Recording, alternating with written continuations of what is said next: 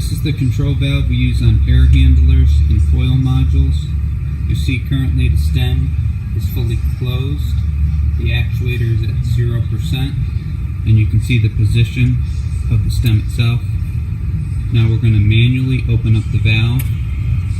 It's going in the clockwise position, and you can see as the stem goes up, we're opening up the valve.